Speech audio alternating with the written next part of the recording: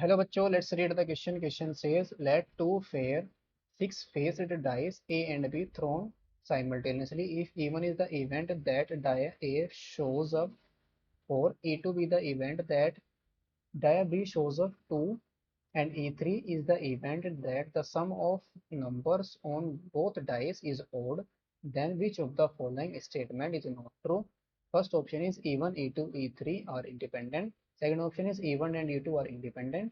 Third option is E2 and E3 are independent. Fourth option is E1 and E3 are independent. Now इस question को solve करने के लिए जो की कॉन्सेप्ट हम यूज करेंगे, की कॉन्सेप्ट और this question is independent independent events. मेरे पास कोई भी दो इवेंट है, अगर वो ए और बी दो इवेंट है तो इंडिपेंडेंट कब होगी? जब A intersection probability of A intersection B किसके इक्वल आ जाए? Probability of A into probability of B के इक्वल आ जाए। तो इवेंट्स मेरी क्या हो जाएंगी? इंडिपेंडेंट हो जाएगी। नाउ जो इवन है इवेंट है वो क्या है? Given that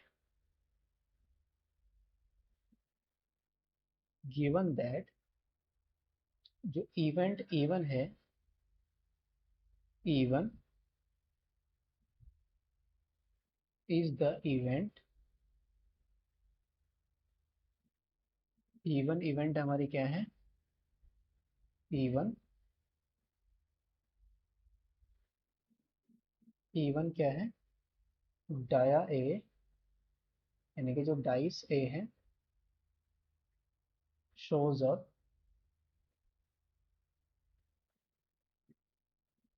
head, shows up 4, और E2 जो इवेंट है वो क्या है? die B shows up 2, और E3 इवेंट क्या है? sum of numbers on the both dia is odd, sum of both the dia is odd। तो इवन क्लियरली जो इवन इवेंट है वो क्या होगी? कौन कौन इसका जो सैंपल स्पेस बनेगा उसके अंदर कौन कौन से आएंगे? 4,1, 4,2, 4,3, 4,4, 4,5 एंड 4,6। और E2 के अंदर कौन कौन से आएंगे? E2 में आएंगे 1,2, 2,2, 3,2, 4,2, 5,2 एंड 6,2। ये हमारा E2 का सैंपल स्पेस बनेगा।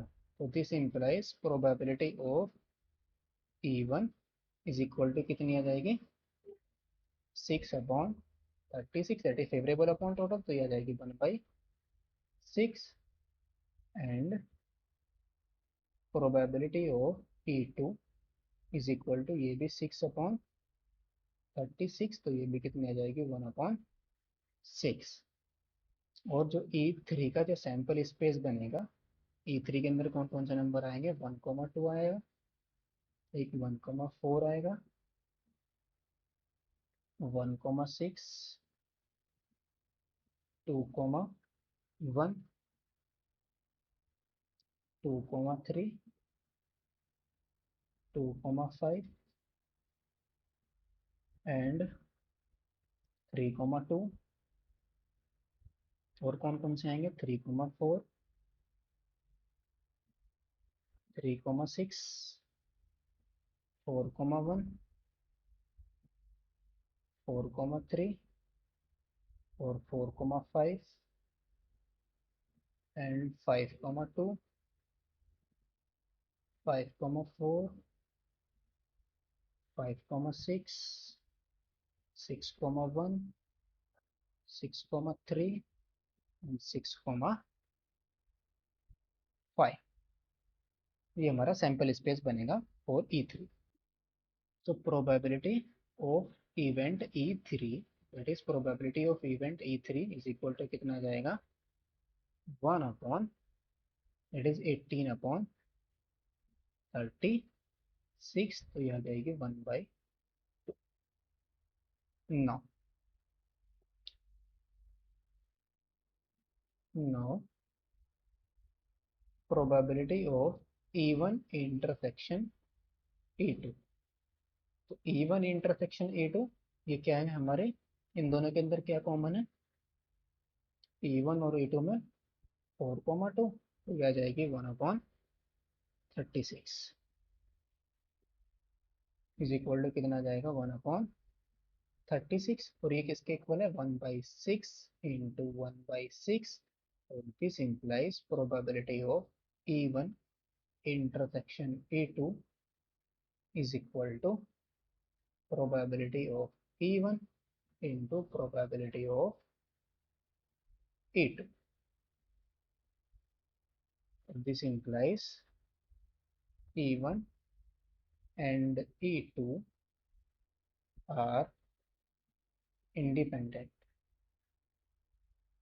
E1 और E2 क्या है, इंडिपेंडेंट है। एंड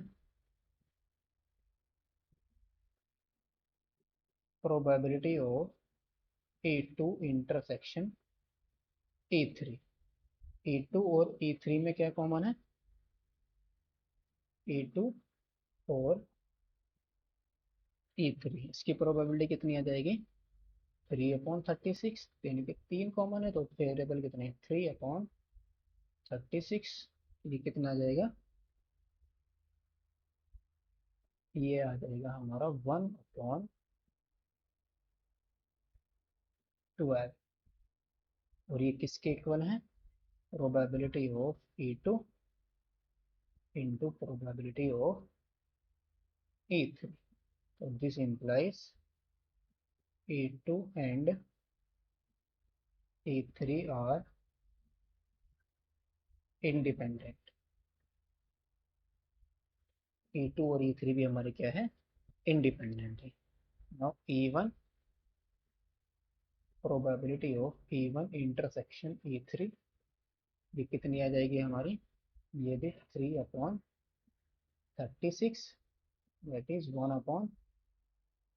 और ये भी किसके इक्वल है, probability of E1 into probability of E3। This implies, ये क्या हो जाएगा, E1 and E3, E1 and E3 are independent.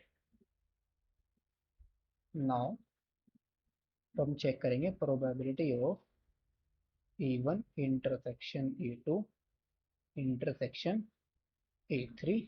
इन तीनों में क्या कॉमन है, कुछ भी कॉमन नहीं है। तीनों के अंदर क्या कॉमन है, तीनों में कुछ भी नहीं है, तो इम्पॉसिबल इवेंट। तो इसकी प्रोबेबिलिटी क्या आ जाएगी हमारी, 0। तो this implies E1, E2 and E3 are not independent. ये हमारी इंडिपेंडेंट नहीं है। तो ऑप्शन हमारे कौन कौन से करेक्ट हो जाएंगे, ऑप्शन हमारा कौन सा करेक्ट होगा, which of the following is not correct. तो नॉट करेक्ट हमारा क्या है, option number first, E1 E2 E3 are not. Option हमारा कौन सा करेक्ट हो जाएगा, इसमें हमें क्या बताना है कि कौन सा ऑप्शन हमारा करेक्ट नहीं है। तो कौन कौन से इवेंट हमारे इंडिपेंडेंट नहीं है, E1 E2 E3, इसमें क्या दिए, इंडिपेंडेंट दिए, लेकिन हमारा क्या आया था, इंडिपेंडेंट नहीं है, तो रॉन्ग। तो इस क्वेश्चन के लिए जो करेक्ट ऑप्शन होगा वो कौन सा होगा, option number 1। Hope you understood it well. Best of luck. Thank you.